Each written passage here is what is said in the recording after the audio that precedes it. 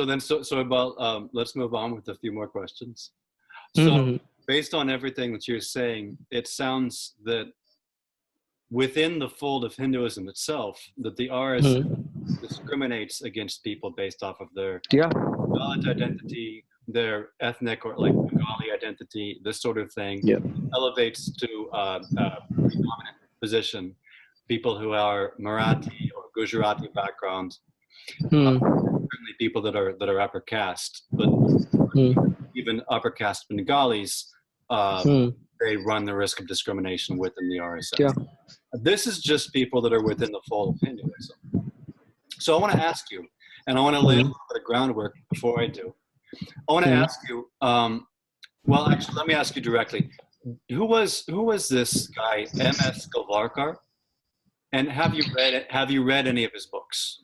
Yeah, I have read this a bunch of thought and almost all the books that RSS offered me during that time because they were training me. So let me stop you right there because then that Yeah. prompts another question. So when you were in the RSS, you were offered and books by Golvarkar were made available to you? Yeah, Okay. they have a library in the RSS office. So basically, what they do is when they start brainwashing you, they start in a very what do you say in a very systematic manner. Like they would go for like I told you, when I entered RSS, they never spoke anything against any minority or caste, everything. If you ask them, are you against casteism? They'll say, yes, we are against casteism. Then you ask them that what exactly casteism is. They'll say the exploitation of Brahmins by the Dalits. Just the opposite. Okay. So this is how they never change the terms. They never say we are against this and that. No ISM. Okay. Okay. They'll never tell you that we are against this ism. They'll say we support this ism, but in our own way. We support anti-casteist movements, but in our own way. That is, exploit the Dalits and work for the Brahmins. So this, who was Golvarkar? yeah, Golwarkar was basically their main leader who worked who basically expanded RSS. So it was started by this doctor KB Keshav Rao. I forgot Hegdevar because Yeah. as a Bengali we cannot pronounce that word. So basically he was the main father of this RSS. But then this guy came, MS Gulwarkar, and he changed everything. Like he gave it a far more political outlook rather than a social outlook, like what Hegdevar had. Like Hegdevar had said very clearly that in the independence movement, the RSS members were not allowed to. The RSS won't take part in the independence movement. However, the people, members of RSS may join the movement on their own accord. That's what exactly his statement was. Okay. Then came this guy, Golwalkar, who changed everything. He said that the British are good people because they would help us fighting the Muslims. The Christians, the Indian, our enemies are the Indian Christians, Indian Muslims, and the Dalits. This is exactly what he said. And if you read his bunch of thought, you will find that he called even the South Indians, I mean the Tamils, Telugus, and Malayalis. He said that these are the people who are of not a good birth, of a low birth. That's what he said. Okay. So this is how it worked. Like he was the person who included poison in the minds, who injected poison in their minds. Okay. So Golvarkar, you as you just said, he injected poison in the mind of the RSS as he kind of shifted the RSS from a social look to much more of a political look. Now, Yeah. now Golvarkar, he wrote, and I've read his books as well, and Hmm. routinely referred to all of Indians, not just Hindus, Hmm. all of Indians, as the quote unquote Hindu race. And Hmm. claimed things like that all Indians are born Hindus. He Hmm. said that only the Hindu has been living here as the child of this soil. Hmm. He also, furthermore, he claimed that for Indians to leave Hinduism was to commit treason against the mother nation and to join the camp of the enemy. And what's even more is he praised the race pride, which motivated the Nazis in Germany to, in his words, purge the country of the Semitic races, the Jews. So, as you've told us, you did have access to, you were provided his books while you were in the RSS. They're in the RSS library. He was this influential leader in the RSS. I believe he was head of the RSS for 33 years. He was head of the... You're not audible. Hi. Yeah. You there? Soibal. Yeah. He was, so this Golvarkar, he was head of the RSS for 33 years? Yeah. So my question is, I don't, well, clearly you did at least read these specific words for the RSS because you read his books, which were provided to you by the RSS. So what about the concepts? Do you believe that those concepts of the idea, for instance, that it's treason for an Indian to not be a Hindu, or that there's admiration for the race pride of the Nazis, things like that. Do you believe that those concepts are still alive in the RSS today? And does the RSS have a goal of creating a purified ethno-state, like a Hindu Rashtra? Okay, see, I'll just start with a small piece of discussion that I had with Prashant Bhatt. I asked him that Golwalkar talked about, because and you have to call him His Holiness Golwalkar Ji. Okay, so you have to take his name with respect. Golwalkar Ji. Yeah, Param Pujya, which means His Holiness. Okay, so this is how exactly they address him. So this guy was obviously a supporter of Hitler. So I asked them that, okay, he used to support Hitler. So they all said, because in these close circles, they often say that Hitler was a good guy. So I said, okay, but in the book Protocol, I believe its name is Protocol. I forgot its name. It was Protocol by Hitler, and here he mentioned Hindus as Mein Kampf. No, not Mein Kampf. I'm talking about another book. It was a propaganda book that was published in Germany, Nazi Germany. So its name was Protocol. Okay. Okay, something like, most probably Protocol. So basically, the thing was there Hitler had commented that Hindus are cowards, and he talked a lot of things against the Hindus. So I quoted that, and its name was Protocol. I just remembered. So he said that, okay. So he said that no, it was his opinion about the people of that time, but he was a true pro-Hindu person. I said, no, just having this swastika doesn't mean that he was a Hindu. And this is what exactly they try to tell their people, that Hitler was a good guy. And they say that all his actions were justified because the Jews were ruling the state just like the Muslims are doing it in India. So everyone if you see that these people, all the people like Kejriwal is the chief minister of Delhi, or maybe Mamata Banerjee, who is herself a fascist in her approach, along with being a very communal person, because she was an ally of BJP once. So she is also being called with the name Mumtaz Begum, which is a Muslim version of Mamata Banerjee. So they give Muslim names and try to say that any opposition to BJP and RSS is basically funded by the Muslims. So 14% Muslims, of whom 90% are living below the poverty line, are funding all terror activities and campaigns against BJP and RSS. That's what they want us to believe. And having read, I'm sorry to interrupt you, but having read Golvarkar, I know that Golvarkar on many occasions compared Indian Muslims to Jews in Nazi Germany. And like you've just said, the RSS has this idea that, and they actually compare today the Muslims in India to the position that Hitler claimed the Jews had in Nazi Germany, Hmm. where he claimed that they were victimizing the majority, and that he claimed this victimhood of the majority of Germans by this tiny minority of Jews, and suggested that they were behind every problem that Germany had, and it's kind of similar. Yeah, exactly. Okay. Yeah, exactly. This is exactly this is the exact narrative that they use. Basically, if you are unable to, let's say, feed your family, they won't tell you that the RSS people won't tell you that, come on, you should have thought that more than two children could be a problem for you with this short salary. Or if I may, that you should vote for a government that will do more to improve the economy and focus. Yeah.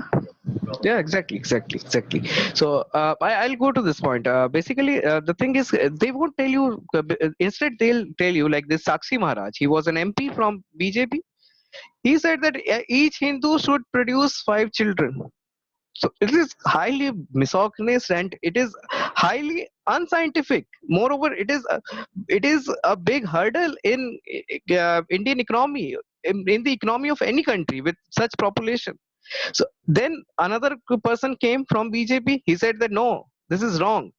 The real thing is each Hindu couple should produce 10 children. And why? Because the Muslims are growing. From 14%, they may become 50%.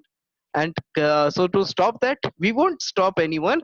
You have to produce a lot of children. So this is how for everything, from even your family planning to what you eat or what you do, whatever, you find that at the end of the day, it is the Muslims because of whom everything is happening. And when we talk about the blaming the minorities and the Dalits, which is also a minority section in the Indian society, they account to 30% in Indian. In Bengal, they account to 25%. Dalits and Adivasis together.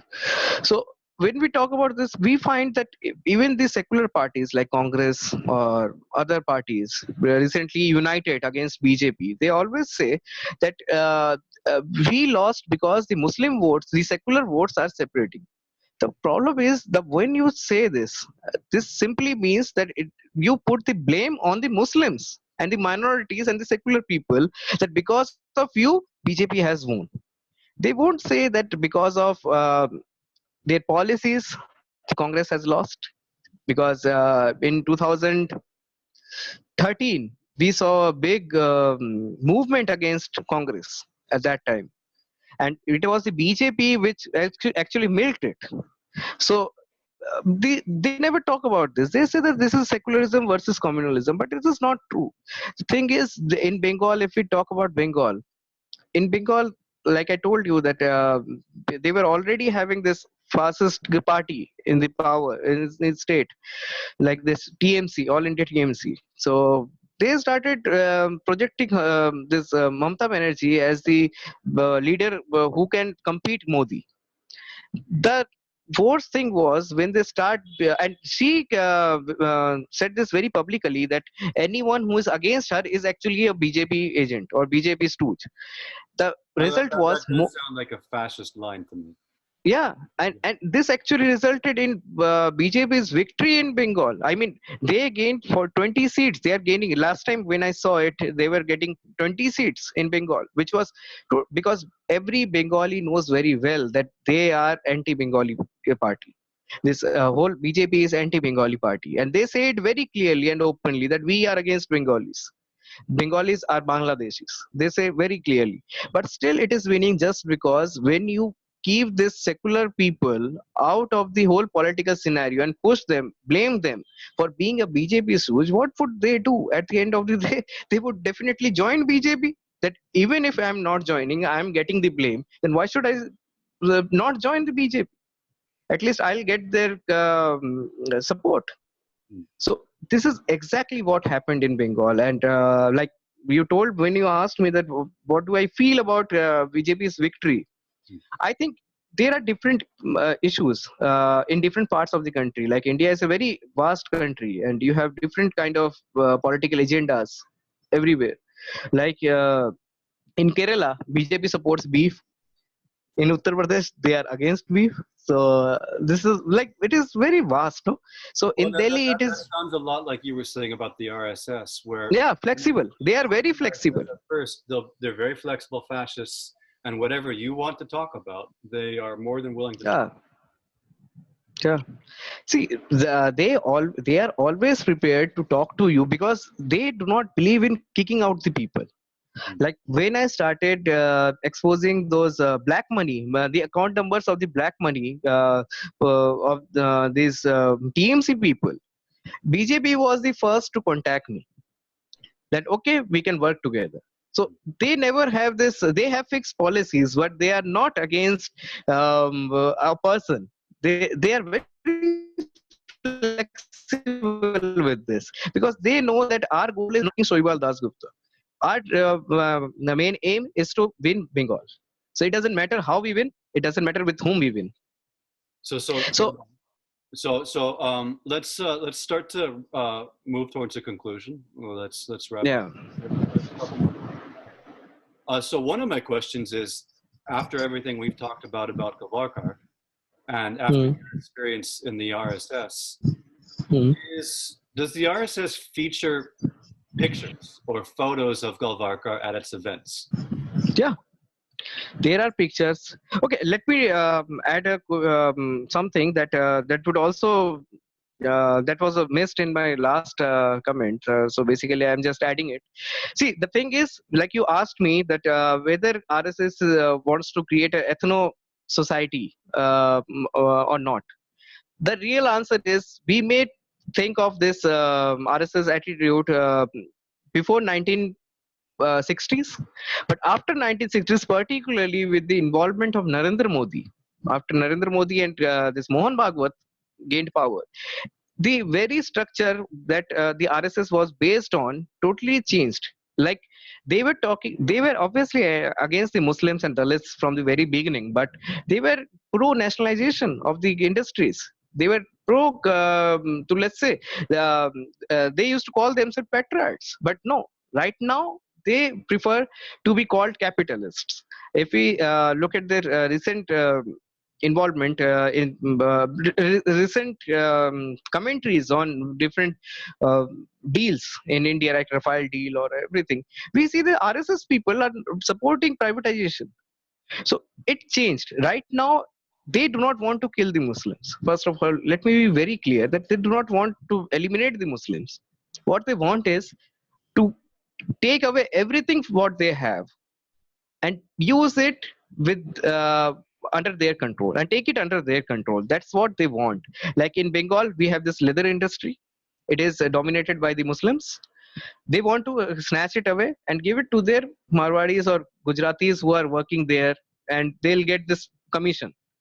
Because in Bengal, I have also had these experiences that when they talk about a lot of cow smuggling and cattle smuggling things against the cattle smuggling into Bangladesh, but there were incidents when these people themselves called them and said that the Bajrang Dal people, they called the Bajrang Dal people workers and told them not to hinder the smuggling because it was getting them money. So I have this in record that how they are working. So they are very flexible and they do not want to kill the Muslims. They just want the Muslims to die starving. They may want to die starving, but they do not want to kill the Muslims. And the people who kill the Muslims and Dalits and all, these are the people who are being used by the leaders to extract vote. Like if I know that you want a victim, because in every history, in the world history, if you look at in any country, you will find that there has to be a villain to unite the people. Like even if you talk about communism, you will find that there are the capitalists who are the villain. Or if you look at this Hitler, he had this what do you say, Jews. Okay, you have the Jews who were the villains. Then, if you talk about the centrist, And being from America myself, in America mm, today, the level of violence the is perhaps a little bit different, but in America, Mexicans, the Mexicans, exactly. yeah, exactly. So even if you talk about the centrist parties like the Congress, at that time the Britishers were the villain. So we need a villain who has to be defeated, and that is the thing that we need to carry on. So then only we can win. So to unite the people, they use the Muslims as their villains. Muslim, Dalits, whatever. So if you are a Brahmin, the Dalits are the villain, because they are snatching away your merit and right by using their quota that has been given for the social justice. Then they are Muslims. The Muslims are in Bengal. There is a big issue that why should the Maulanas or the Imams should get the money, the salary, honorarium. So basically the thing is, they say they are getting this money from Waqf board. That is the Muslims' property, from whose interest or rents that they are getting this. But no, they want a salary, fixed salary for the Brahmins, against casteism and communalism both combined together. So this is what BJP is. BJP is very flexible. When they go to UP, because I met a lot of Dalit, I do have a lot of Dalit friends, and they tell me that when BJP goes to UP, where Dalits are in majority in certain pockets of the state, there we find that they talk about the Dalits being the Brahmins, because they use the name Balmik. So they said that the Balmik are the offsprings of Balmiki. Balmiki is basically the person who wrote Ramayana, mythological character, but he's considered to be the writer of this Ramayana. So they said you are the actual Brahmins and you need to be respected. Then we see a lot of people talking about pro-Dalit things, but in their own way. The Dalits should follow. I was born as a Brahmin. The line that they use is, I was born as a Brahmin. I am a Kshatriya when I fight for truth. I am a this Vaishya when I am doing business, and when I am cleaning my toilet, I am a Dalit. This is what they say, because so this justifies the whole caste system in their own words. And what normal people think is, particularly the upper caste people, they think that, wow, what a beautiful message it is, that a person has all Dalits and everything. He respects the Dalits, but they do not understand that he is simply justifying the Dalits to be pushed to cleaning toilets. Well, that's what he has justified. If I may, what that immediately reminds me of is the words of Dr. B.R. Ambedkar, who basically said, to paraphrase him, that as long as the names Brahmin, Kshatriya, Vaishya, Shudra remain, as long as those names remain, the caste system will remain in place. And what has to be done away with is the Obviously, see, the Dalit word is basically means exploited. Sorry. It means exploited. The real words that are used for these castes are like abuses. These are like, I cannot even pronounce those words. Those are seriously problematic words that have been used. So these are the words that are often used by the people as a common, what do you say, like just like with to crack light-hearted jokes. These people, RSS people, they use these words that are addressed Dalits in a very humiliating way. They use it as among their friends to signify that they are not looking very good.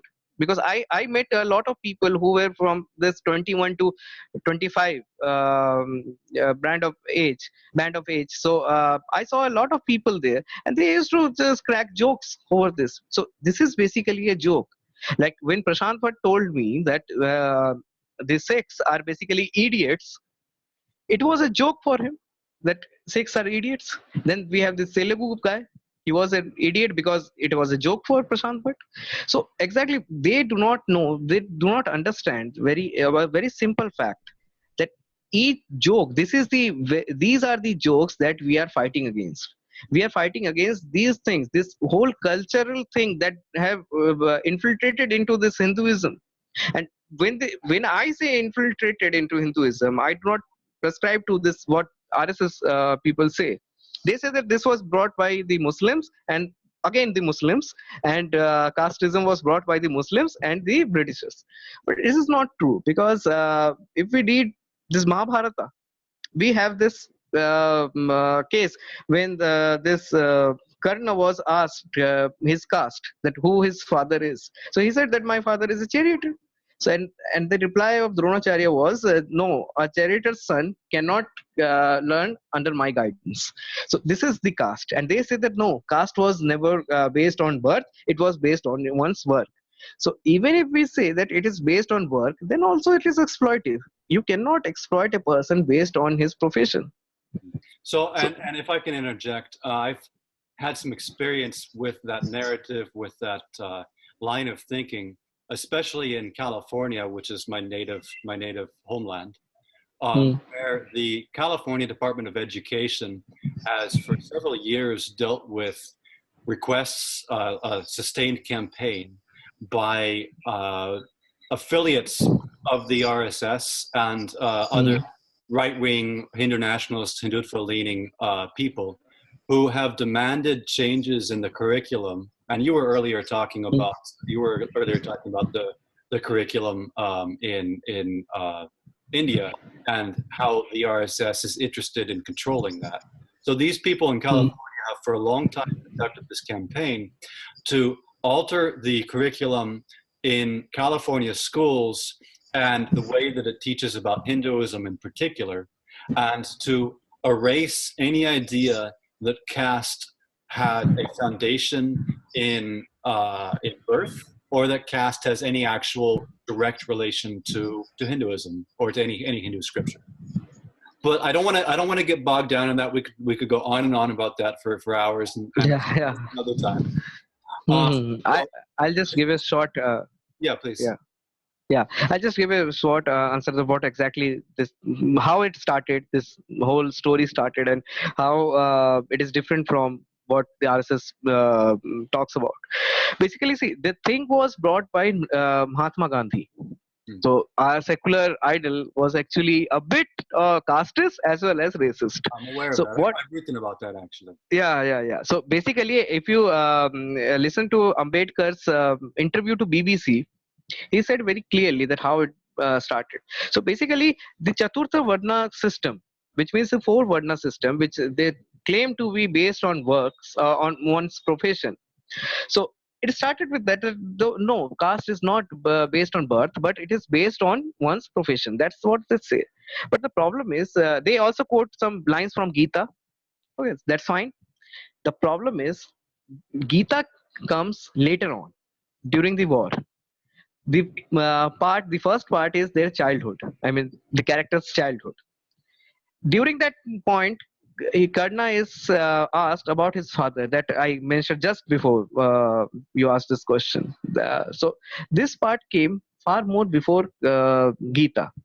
So it is quite easy, quite simple, that how can you quote something of later part just ignoring the first part, because the first part says very clearly, it signifies very clearly that caste is based on birth and it is not based on your profession.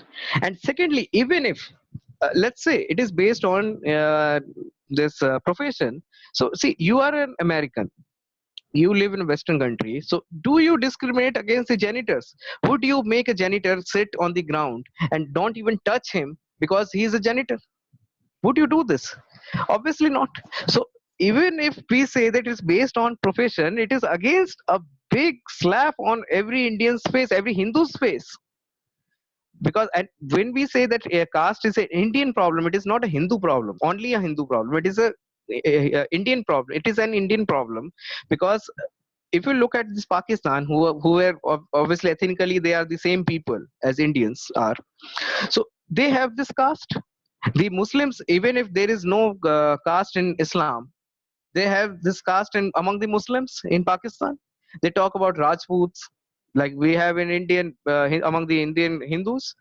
So caste is something that is that got generated from India, and it has become a big menace. And even if the groups that, like you said, that the foreign groups that are associated with RSS, if you look at this Ghana, Hinduism is the largest growing religion in Ghana. In Ghana, you will find very clearly that they always talk about their caste. They say that we are Vaishyas. The Africans couldn't become a Brahmin. He had to be a Vaishya, the third caste. So are you getting this? The Brahmins are reserved for the Indian Brahmins, because Brahmins are Brahmins, and you can take any caste, but you cannot take up the Brahmins' place. Then we have this Dalits. So when we talk about the people of Ghana, you will also notice that there aren't any Dalit among them. The reason is, when they go there, they always ensure that if we are converting someone, they must not know how much we discriminate, but at the same time they do not want to share their authority with those people who are converted. Same thing happened with this Ghar Wapsi. Mm. The Muslims who were forcefully converted to Hinduism, Yes. they had no clue of their caste, that what caste they belong to. So on one hand they say that casteism is not a part of Hinduism, then they say the Varna system is a part of Hinduism, then they give Vaishya caste to the converts. So it is itself a problematic thing. If you want to convert someone and bring into Hinduism, give him the Brahmin caste, and first of all convert the Dalits and give them Brahmin caste, then we'll talk about conversion from Islam, Christianity, or whatever. So this is everything that casteism is about. It is a menace that is destroying India at this moment of time.